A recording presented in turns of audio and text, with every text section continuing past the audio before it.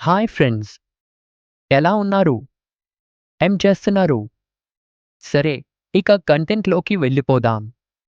అమరావతి రాజధాని నిర్మాణంపై ముఖ్యమంత్రి చంద్రబాబు చేసిన తాజా ప్రకటన ఆంధ్రప్రదేశ్‌లో పెద్ద ఆతృతను రేకెత్తించింది.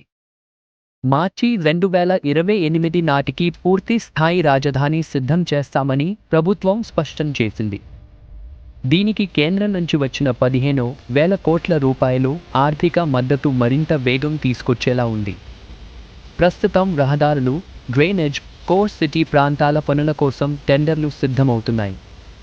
కొత్త కార్యాలయ బ్లాకులు, నివాస ప్రాంతాల రూపకల్పన కూడా వేగంగా కొనసాగుతోంది.